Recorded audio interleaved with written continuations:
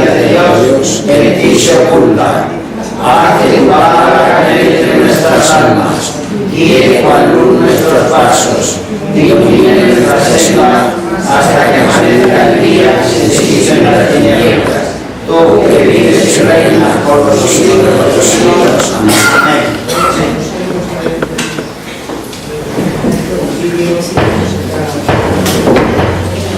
Pues buenas tardes a todos.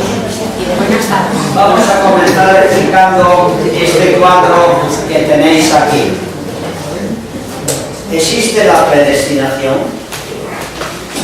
Si os pregunto esto, ¿qué iréis a contestar cada uno de vosotros? Unos quizás lo tengan claro, otros quizás no. Bueno, pues aquí en este cuadro se explica con claridad el camino que cada hombre o mujer puede elegir durante el transcurso de su vida. El camino estrecho de salvación, que está arriba, o el camino ancho de la perdición. Durante el transcurso de nuestra vida, como así sucede y conocemos casos abundantes, la posibilidad de cambio de un camino a otro existe. Pero llega ya el momento en que tienes que rendir cuentas a Dios. Y aquí se explica que eres tú el que te predestinas o bien para la gloria o bien para el infierno. El camino que hayas elegido, lo has elegido libremente. Nadie te lo ha impuesto. Bueno, pues la predestinación absoluta o total no existe. Existe el libre albedrío. Son las dos doctrinas antagónicas. Si una de ellas es cierta, no puede ser cierta la otra. Si una persona puede pensar lo que desee, dar abrigo a los sentimientos que desee y rechazar los sentimientos que no desee, entonces no hay predestinación. Sí existe la predestinación de circunstancias, que es aquella que considera que lo único que Dios predestina son las circunstancias, que no le quita al humano el libre albedrío que Dios le ha dado, por lo que no le impone ni la salvación ni la perdición. En una palabra, Dios la usa para llevar a cabo sus planes, sin forzar el libre albedrío del hombre. Aquí viene bien recordar la historia de José, que recientemente se ha dado aquí en Fe Católica. Ya sabéis lo que os dijo Adolfo. ¿Es casualidad todo lo que fue sucediendo a este personaje, a José, hijo de Jacob? Pues no, fue providencia divina. Recordamos lo que decía San Pablo en la carta a los romanos. Sabemos que Dios hace concurrir todas las cosas para bien de los que le aman. La predestinación es una dañina herejía. Así que la predestinación total, la absoluta, cada uno debe de currarse su salvación. Tiene que trabajar en ella. Pues veamos lo que nos dice Mateo en el capítulo 24, versículo 11 y 13. Se levantarán muchos falsos profetas que enseñarán a muchos, y por el exceso de maldad se enfriará la caridad en el mundo. Mas el que persevere hasta el final, ese se salvará. ¿Veis? Hay que perseverar, porque esto es una lucha continua contra la tentación, para lo cual la receta nos la dio Jesús, y es clara. En Marcos 14:38 vemos que nos dice: velad y orad para que no entréis en tentación. Luego somos nosotros los que tenemos que curarlo, que trabajarlo, claro, con la ayuda divina, por supuesto, por lo que no estamos predestinados ni a la salvación ni a la condenación. Vista esta introducción, vamos a pasar a desarrollar uno de los cauces que Dios ha puesto a nuestro alcance para ayudarnos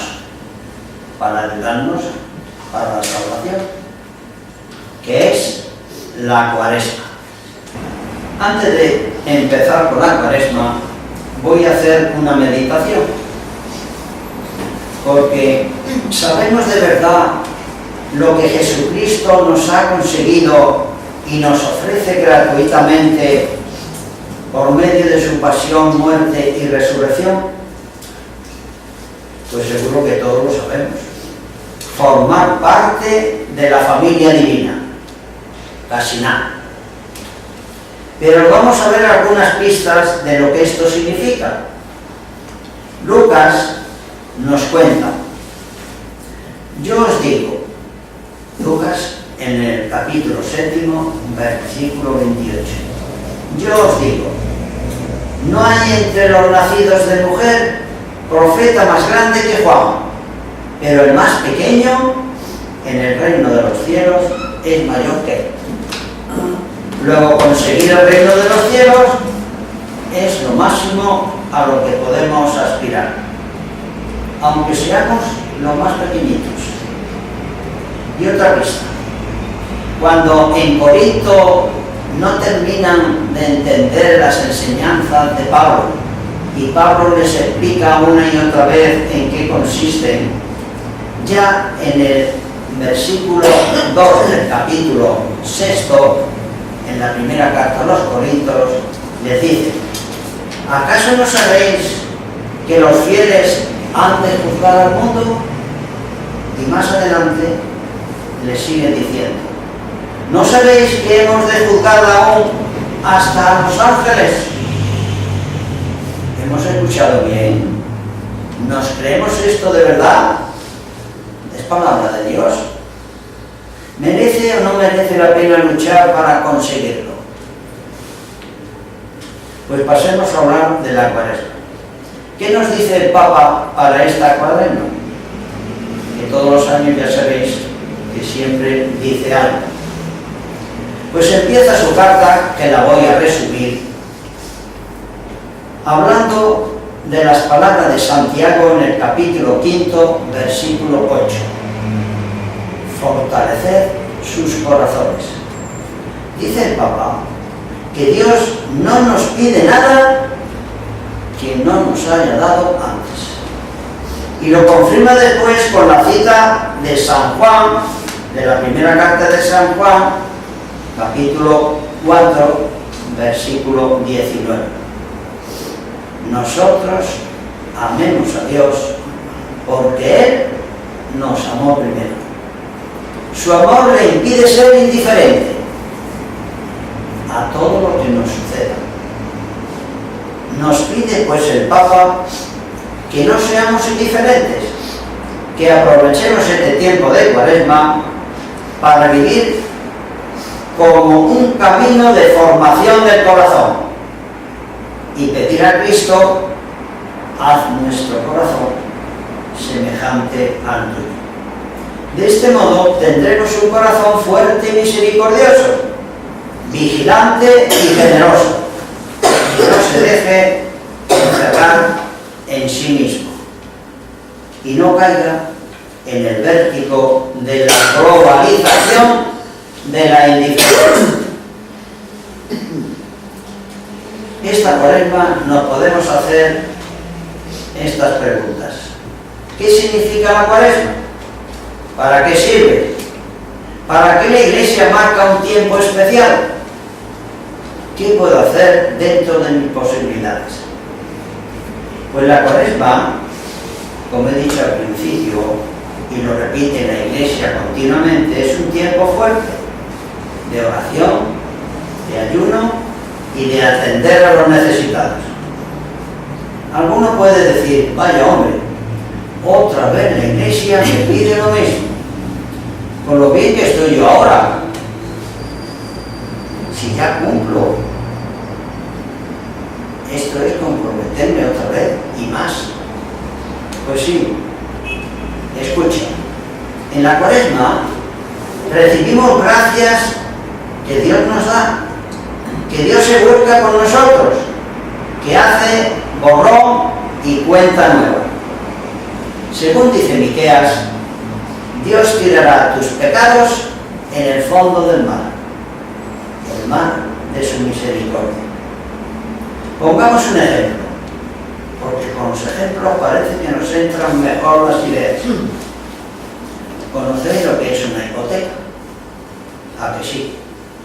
Algunos la tendrán, otros la han tenido, pero aunque no la tenga ahora, sabe lo que es una hipoteca. No tenemos que explicarlo. Bueno, pues imaginaros que todos los bancos del mundo se ponen de acuerdo, se reúnen y dicen, a partir de este momento vamos a cancelar todas las hipotecas. No vamos a exigirle ningún dinero más a nuestros clientes. Quedan anuladas, quedan canceladas.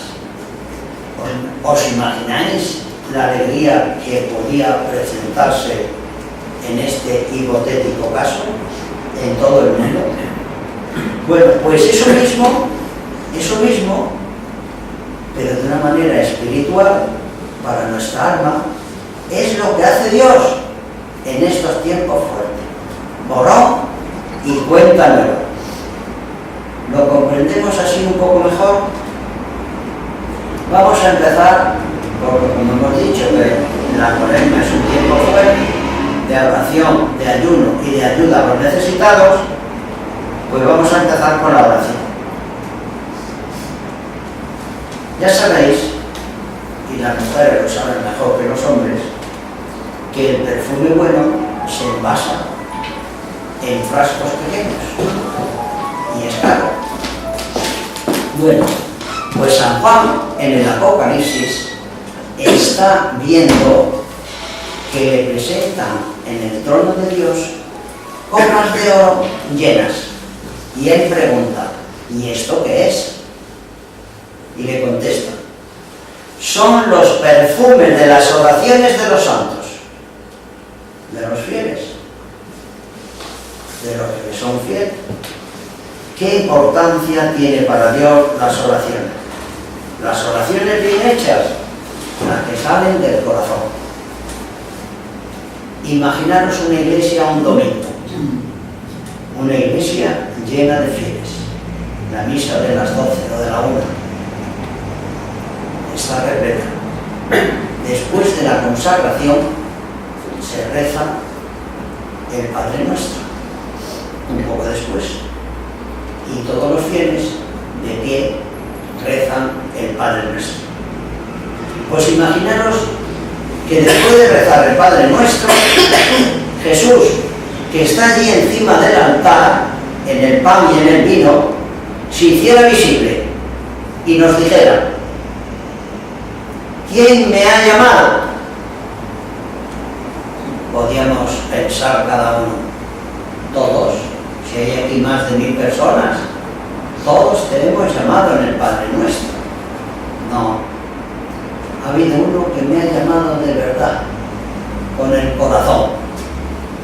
¿Os acordáis de la mujer del flujo de sangre que se acercó a Jesús para tocarle el manto pensando que si lo hacía quedaría curada? ¿Y qué sucedió? Porque quedó curada. Jesucristo, sabiendo que había curado casi sin querer, dijo, ¿quién me ha tocado? ¿Veis? La fuerza que tiene la oración y la petición con fe bien hecha. Buen ejemplo para nosotros. Las fuentes de la oración son las virtudes teologales, la fe, la esperanza y la caridad. Voy a resumirlas para no hacer muy largo esta charla. La fe es creer, fiarse, entregarse. Es la respuesta a la llamada de Dios. Debe ser total, sin complicaciones, con toda la mente, la voluntad y la efectividad. La fe es garantía de lo que se espera, la prueba de las realidades que no se ven. El prototipo de la respuesta a la fe ya sabemos que es nuestro padre Abraham, que también hemos dado aquí su vida y su fe inquebrantable. La esperanza es la gran confianza que me anima a la lucha cristiana. Saber con certeza que Dios nos da la vida eterna y esa vida está en su Hijo, porque la promesa de Jesús fue clara: el que come mi carne y bebe mi sangre tiene vida eterna y yo le resucitaré en el último día. La caridad, esta casi no hace falta definirla, todos sabemos de qué se trata. Es el fin del cristianismo, es el amor. Jesús nos dijo: en esto reconocerán todos que sois discípulos míos, si tuvieseis amor unos a otros. De las tres virtudes, esta, la caridad, es la que nos acompañará siempre e irá con nosotros a la otra vida. Será nuestro estandarte y pasaporte para el cielo. Ya lo hemos visto en el Evangelio que ha explicado el Padre. Tuve hambre y me disteis de comer. Tuve sed y me disteis de beber. Aunque la oración cueste hacerla, ¿quién no puede decir: Señor, si quieres, puedes curarme? Señor, que ande. Señor, que vea. Señor, límpiame. Señor, ten piedad de mí. Porque todas estas peticiones que hicieron a Jesús las atendió el Señor. No dejó ni una de atender. Algunos buscan a Dios en la oración, pero no lo encuentran y se desaniman, porque no saben que la oración viene también del Espíritu Santo, no solamente de ellos.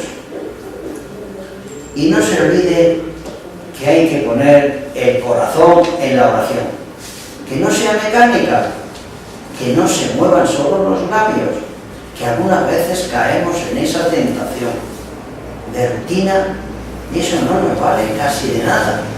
Tenemos que tenerlo en cuenta. Es preferible rezar menos, pero con el corazón en la mano. Para conseguir superar los inconvenientes hay que tener trato de amistad con Jesucristo. Él dijo: sin mí nada podéis. Luego lo tenemos claro, porque Jesucristo ya nos dijo que es preciso orar siempre e insistentemente. ¿Y sabéis lo que él hacía? Pues lo hemos visto aquí y lo estamos oyendo en los evangelios, en las misas. Predicaba, curaba, atendía a todas las gentes, apenas le dejaban comer y de madrugada se levantaba y se iba a la montaña a orar. Hay que orar con confianza. Él nos conoce a cada uno y nos ama como somos. Que no se nos olvide como somos.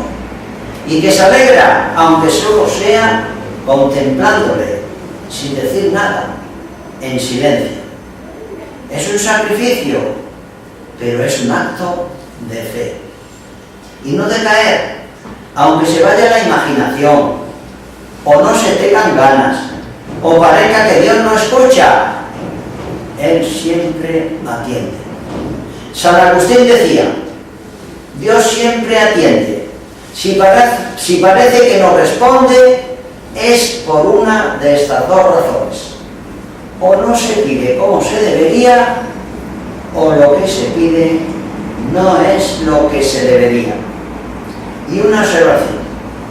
A veces se pide algo a Dios y no nos damos cuenta que Él nos responde, que Él nos atiende, pero de manera diferente a lo que le hemos pedido, a lo que nosotros desearíamos. Solemos contrariarnos y enfadarnos sin darnos cuenta que esa solución es la mejor para nosotros. Dadas las circunstancias de cada momento y de cada vida, de la vida de cada uno. La oración, claro que cuesta. Ya lo decía Santa Teresa. No sé de qué penitencia grave me pusiera que no acometiera de mejor gana que recogerme a hacer oración. O el abad de un convento. Cuesta menos varias horas de trabajo en la huerta que hacer oración.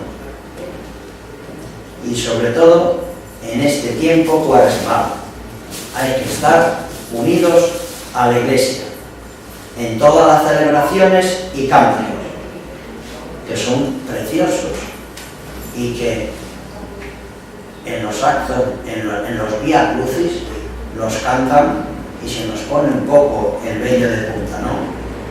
Hemos dicho que la oración tiene que ser perseverante e insistente, que no sea mecánica, que salga del corazón.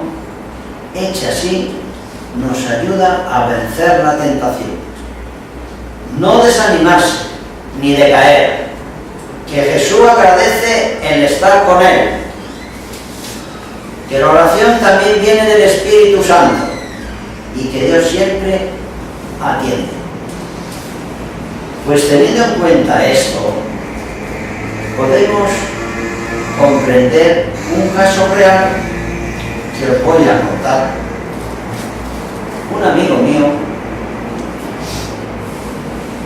después de convertirse en el Escorial, me decía: Manolo, no sé qué me pasa, pero tengo una necesidad de rezar en todo momento.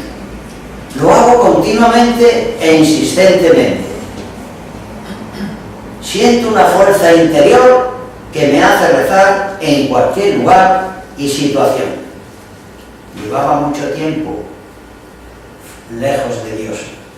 Se convirtió, después ordenó estos impulsos que le salían, que él decía que no sabía lo que le pasaba, y luego comprobé que muchos de los convertidos en Escorial le sucedió lo mismo.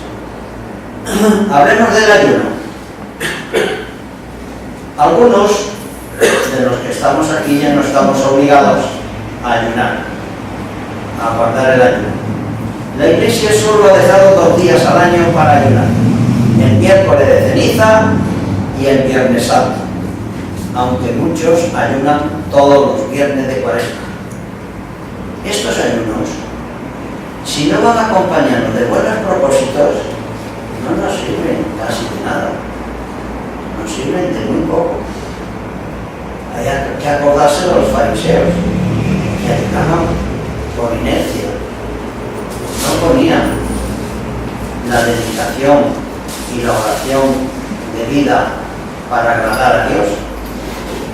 Y fijaros, el ayuno debe ser un acto de obediencia, porque lo manda la Iglesia, así de claro, porque es así como es grato a Dios. Decía que el ayuno debe ser un acto de obediencia, porque lo manda la Iglesia, porque así es más grato a Dios. ¿Os acordáis del episodio de Eliseo y Naamán, el sirio leproso? Es un general sirio que tiene lepra. Se entera que en Israel hay un profeta que puede curarlo. Pide permiso al rey de Siria y allí se dirige con una carta del rey para el rey de Israel. Le reciben y le mandan donde está Eliseo. Eliseo no habla con él. Eliseo le dice al criado, dile que se bañe 7 veces en el Jordán. El sirio se enfada. Bueno, ni siquiera me recibe y ahora me dice que me bañe 7 veces en el Jordán. Con los ríos tan hermosos que tengo yo en mi país. Se enfada y coge y quiere volverse. Son los criados los que le dicen, Señor, si te hubiera pedido algo difícil seguro que lo hubieras hecho. ¿Qué trabajo te cuesta bañarte 7 veces aquí? Le convence, se baña y queda limpio. Así son las cosas de Dios. Porque la obediencia, Dios la aprecia una barbaridad. No se nos olvide. El que obedece nunca se equivoca. Pero hay otro ayuno que sí prefiere el Señor. No poner malas caras, ser atentos con todos, privarse de algún capricho, no fastidiar a los demás, respeto y obediencia como hacía Santa Teresita, porque lo hemos visto en la lectura de la misa de hoy, en el Levítico, lo que Dios les está pidiendo a los israelitas. Y que Isaías también lo repite una y otra vez. Abrir las prisiones injustas, hacer saltar los cerrojos de los cepos, dejar libres a los oprimidos, partir el pan con el hambriento, hospedar a los pobres sin techo, vestir al que está desnudo y no cerrarte en tu propia carne. Y dice Isaías, entonces romperá la luz como la aurora, enseguida te brotará la carne sana, te abriré camino a la justicia, detrás irá la gloria del Señor.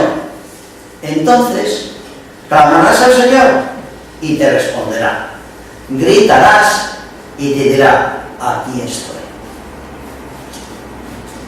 Pasemos a la tercera y última de las peticiones que la Iglesia nos hace para este tiempo de Cuaresma: atender las necesidades del prójimo.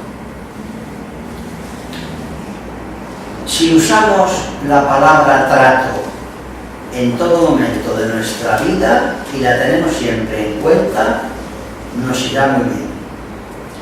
Hay que practicar con Dios y con los hermanos el trato. Trato de amistad con Dios, como hemos dicho en la oración. Trato de caridad con el necesitado. Trato alegre con todos. Trato de silencio, que algunas veces es mejor, tanto en la oración como en el trato con los hermanos. Mateo habla de la regla de oro con los hermanos. Tratar a los demás como tú quieres que ellos te traten. Pero, ¿qué hay que hacer para llevar adelante todo esto?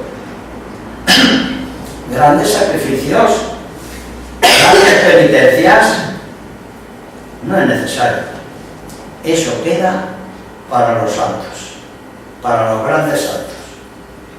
Aunque nosotros deberíamos de aspirar a ello. Es algo mucho más sencillo, pero difícil a la vez.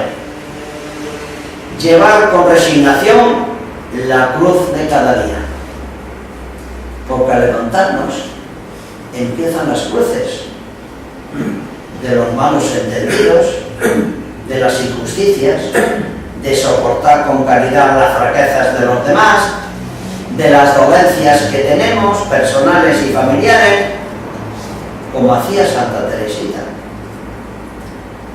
Esta santa escribió un hermoso poema, Vivir de amor, que lo dedicó a un misionero.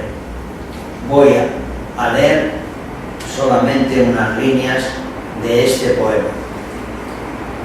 Hay que disipar el miedo, viviendo fiándote de Jesús.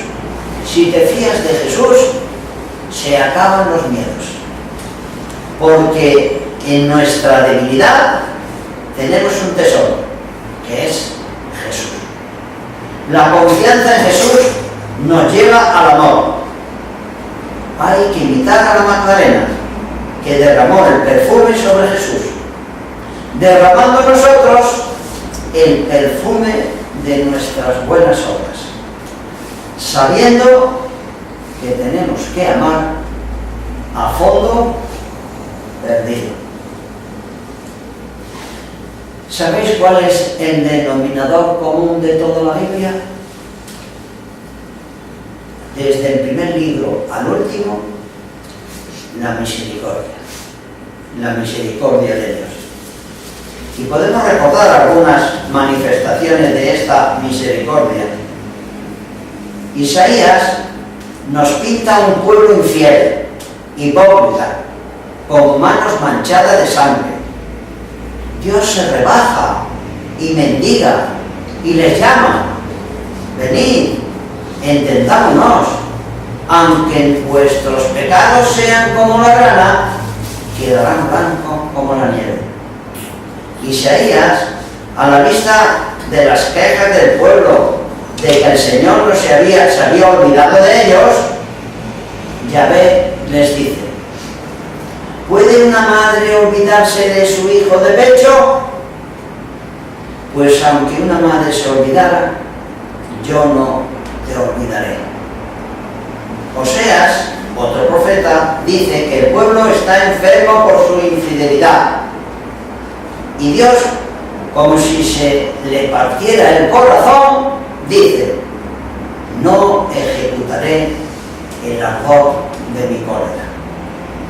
Y Lucas nos cuenta la parábola del hijo pródigo, que todos conocéis. El hijo gasta toda su hacienda como un libertino, y cuando está pasando calamidades se acuerda que en la casa de su padre todos los jornaleros viven bien, tienen comida en abundancia.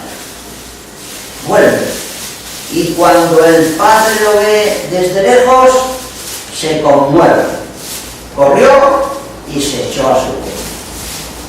Y fijaros en algo importante: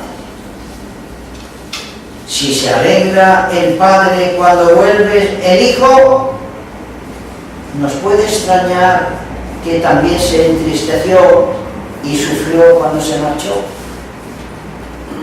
porque el padre aquí está representando a Dios. El padre en esta parábola está representando a Dios. Nos percatamos de los quilates del amor de Dios, pero claro, para tener un buen comienzo y poder llevar a cabo todo esto, es necesario que estemos preparados. ¿Y cómo? ¿Os acordáis de la samaritana? Está junto al pozo. Llega Jesús y le pide agua. Se extraña la samaritana que un judío le pida de beber a una samaritana. Y le dice Jesús a la samaritana: si tú supieras, yo te daría un agua que quita la sed. Anda, se le abrieron los ojos así: ya no tengo que volver a por más agua aquí, si bebo de este agua. Dame de ese agua. Jesús no le contesta, se calla, pero a continuación le dice: llama a tu marido. No tengo marido. Jesús le dice: 5 maridos tuviste y el que ahora tienes tampoco es tu marido. Claro, es que antes de acercarse a Jesús hay que poner en orden nuestras vidas.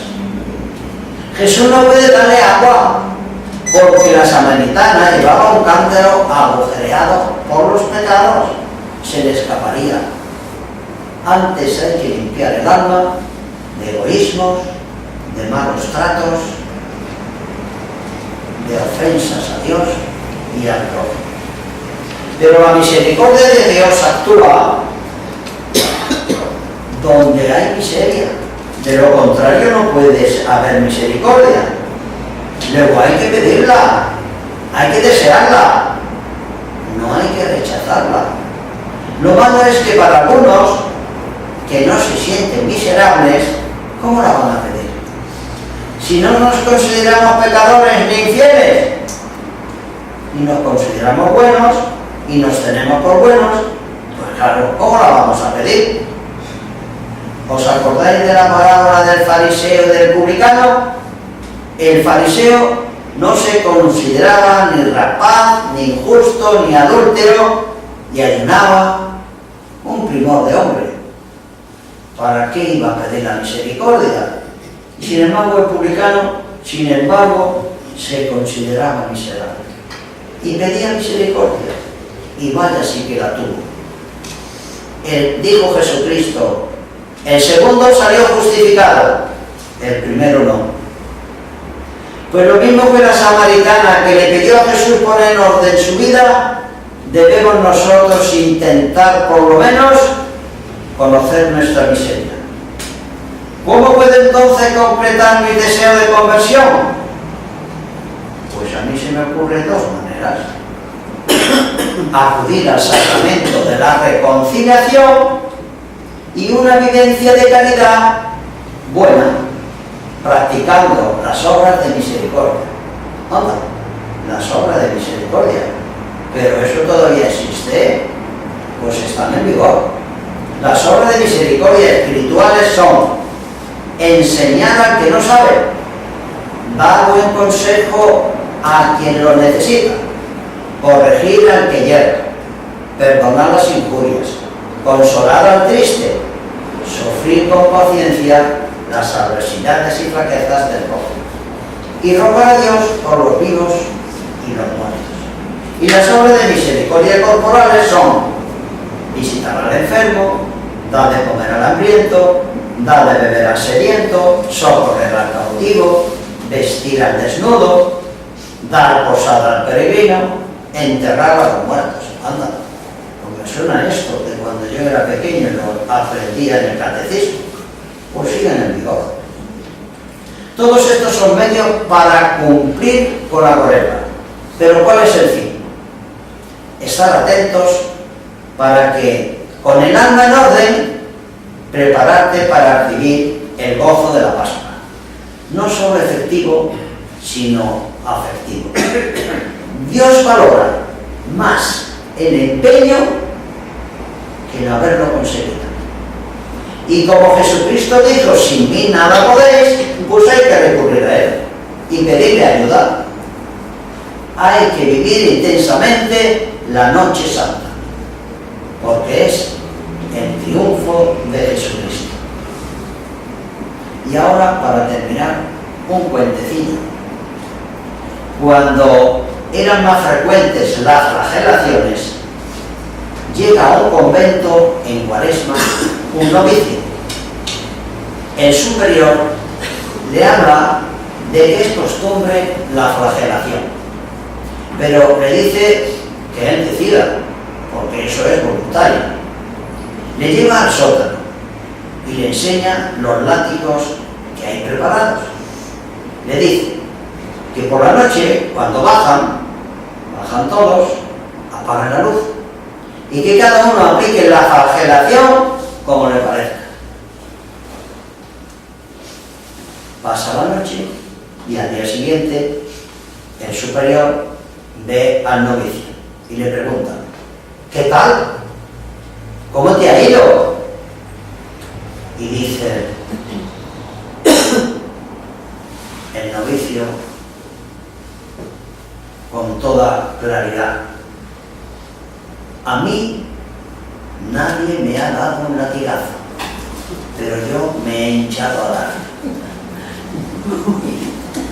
Para terminar, lo hacemos con una oración.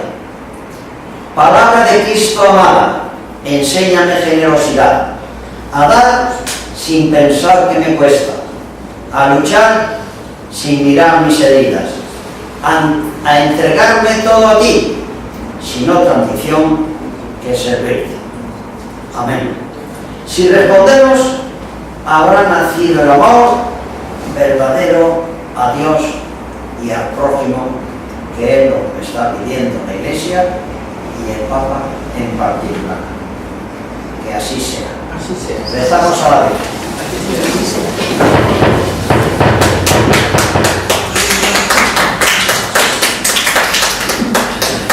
En el nombre del Padre, del Hijo, del Espíritu Santo. Amén. Virgen, bella como la luna, delicia del cielo, en cuyo rostro se miran los santos y se contemplan los ángeles. Haz que nosotros, tus hijos, nos parezcamos a ti, que nuestras almas reciban un rayo de esa belleza tuya, que no decaiga con los años, sino que brille en la eternidad. María, Sol del cielo, despierta tu vida donde haya muerte, ilumina los espíritus en que haya tinieblas. Reflejándote en el rostro de tus hijos, concédenos un destello de tu luz y tu fervor. María, poderosa como un ejército, concede nuestras filas la gloria. Somos tan débiles y nuestro enemigo se ensoberbece con tantos estragos, mas con tu bandera nos sentimos seguros de vencerlo. Él conoce el poder de tu pie y teme la majestad de tu mirada. Sálvanos, María, bella como la luna, única como el sol, débil como un ejército ordenado, levantad el pie de guerra, no por el odio, sino por la llama del amor. Amén.